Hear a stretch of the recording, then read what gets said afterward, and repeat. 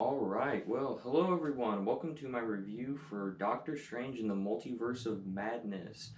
Yes, I wanted to try out my legs in doing just individual movie reviews for new releases, so I figured this is a good one to start on. So basically what I'm going to do is just go through all the positive, mixed, and negative aspects of this film, and then just give you my final thoughts and final score for the movie.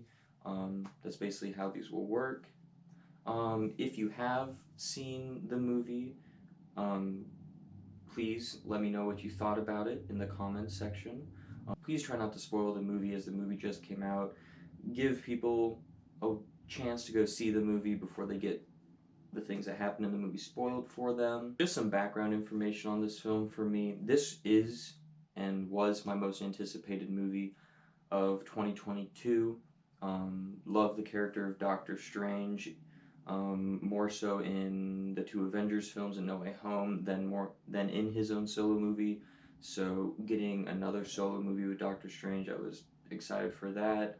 Um, with the title Multiverse of Madness and all the fun that can be had with that, given what happens in No Way Home, pretty excited for that. And it's an MCU movie. I love the MCU. So yeah, all these things made it fairly obvious that this movie would be one of the most anticipated movies of the year for me, and it happened to be the most anticipated movie of the year for me. So that's kind of what I went in to this movie walking into, and so yeah, that's basically my little background on this movie. So starting off with the positives for this movie, and I think the first thing that has to be said is that this is probably one of the biggest risks the MCU has taken in terms of giving a director control over the film. This film feels distinctly like a Sam Raimi film. And for those who don't know, Sam Raimi did the original trilogy of Spider-Man movies with Tobey Maguire, and he also did the Evil Dead movies back in the 80s, I believe. And so this film very much feels like a Sam Raimi film, especially when you get into the back half of the movie and they start doing all the multiverse fun stuff. Um, Definitely feels Sam Raimi.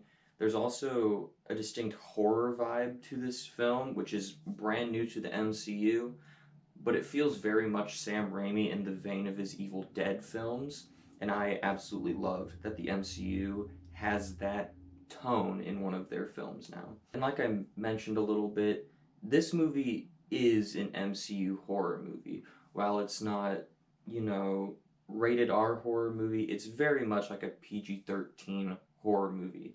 There's jump scares, there's probably some pretty gruesome kills considering it's the MCU and stuff. There's, demonic creatures and stuff, people doing horrific things. It's very much a horror movie inside the MCU, and as someone who loves horror movies, it just charmed me. So I was pleasantly surprised with that was the vibe of this film. Another thing, like I said, one of the things that I was most anticipating for this film was getting more Doctor Strange action, and you get that in this film. Doctor Strange is present throughout the entire film with his power set the entire film, and I just love the character of Doctor Strange and seeing all the cool magical stuff he can do. So getting that throughout the entire film and just going off the deep end with it through the multiverse and stuff, absolutely love that throughout the entire runtime of this film. Also loved Wanda in this film. I didn't know how much she was going to be in this film, didn't really know if she was just going to be like an extended cameo or a side character. No, she's very much a co-lead in this film, and I loved what they did with her character, and Elizabeth Olsen did a fantastic job being Scarlet Witch in this film. Another thing that this movie does really well is that it does the fast-paced comic book movie correctly. When you have movies like Venom, Let There Be Carnage, and Morbius that are barely an hour and a half movies and they move at the speed of a bullet train throughout the movie, it feels like it's going way too fast.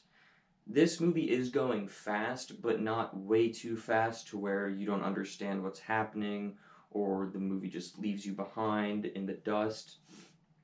It feels like they got the fast-paced comic book movie right in this film. They pretty much from the opening frame of this film to the ending frame of this film, it's a roller coaster ride that is easily digestible and that you can focus on and understand what's occurring, not like the two movies I previously mentioned. And my final positive for this film is that this is the film where finally all those MCU TV shows matter. You got things from WandaVision and What If in here, and it makes me so happy that finally, after months and months of work of watching all those shows, that it's finally paid off. Of here you go, you watched all the shows, you will finally understand stuff in the movies, and it's all starting to come together, and that just makes me so happy, because for the longest time all these shows, they were just kind of there, didn't have an impact on the movies, but now they do have an impact on the movies, and that just makes me so happy that it's all coming together. Now moving on to the mixed aspect of this, I guess I probably should have put the TV show things in the mixed, but yes, the TV shows are required for this film. It's not, maybe I'll check them out. It's like, no, they're 100% required for this film. And for someone like me, I think that's a positive because I love watching them and stuff. But for some people who are very casual MCU fans that just watch the movies and stuff, that could be an issue. So just go into this movie knowing that you need to watch the TV shows to understand some of what's happening in this film.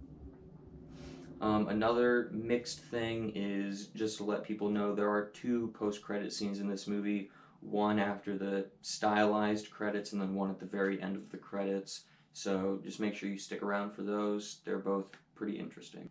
And then my final mixed is going to be the cameos in this film. Obviously, everyone's expecting cameos in Multiverse of Madness in light of what Spider-Man No Way Home did.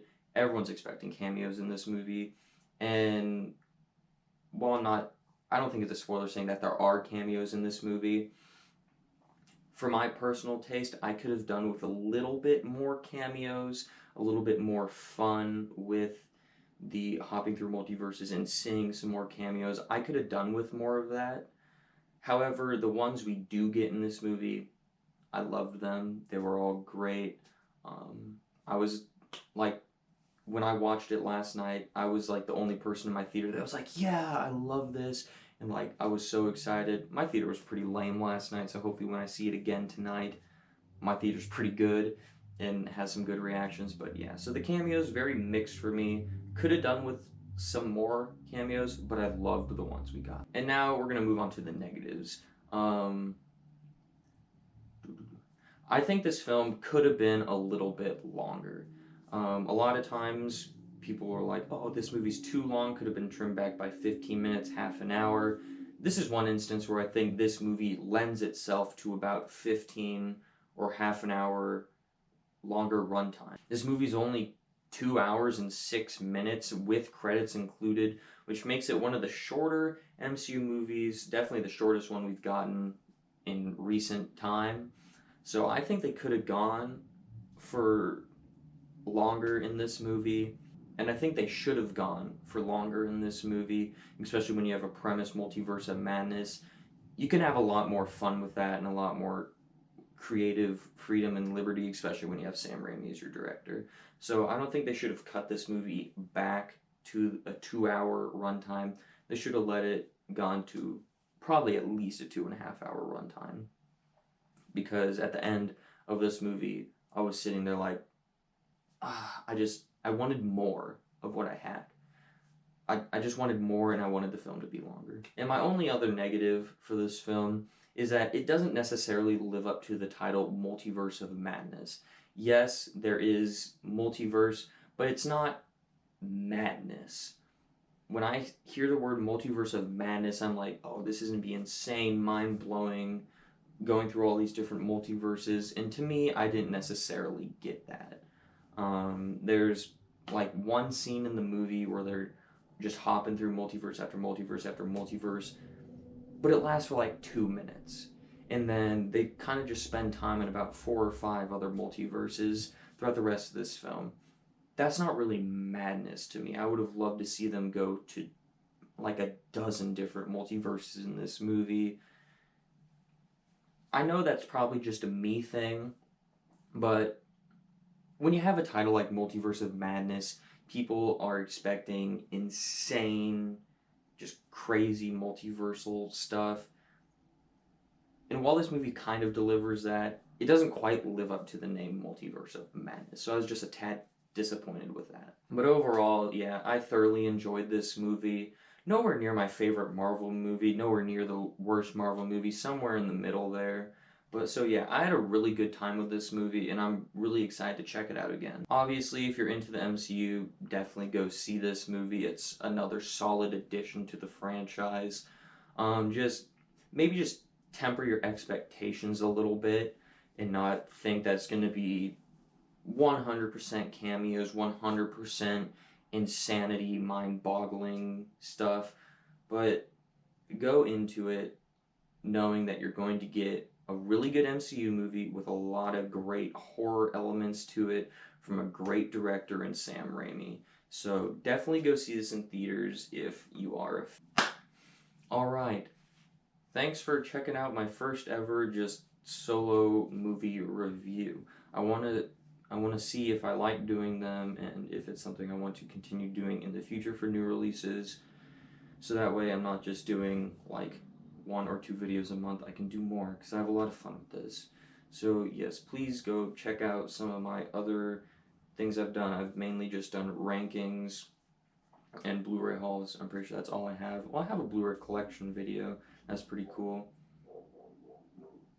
Why do my dogs always bark when I make these? Anyways, yes, thank you for watching. I am not going to be doing an MCU ranking with this. That's what I usually do when there's a new movie in a franchise. I'll do a ranking for it. I'm not going to do that with the MCU because there's 3 MCU movies coming out this year. I don't want to rank the MCU 3 times. Seems redundant, so I'll do it after the last MCU movie we get this year is out.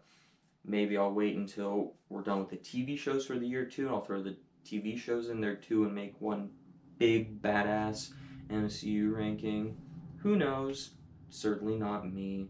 But yes, thank you for watching and stay tuned for the next video.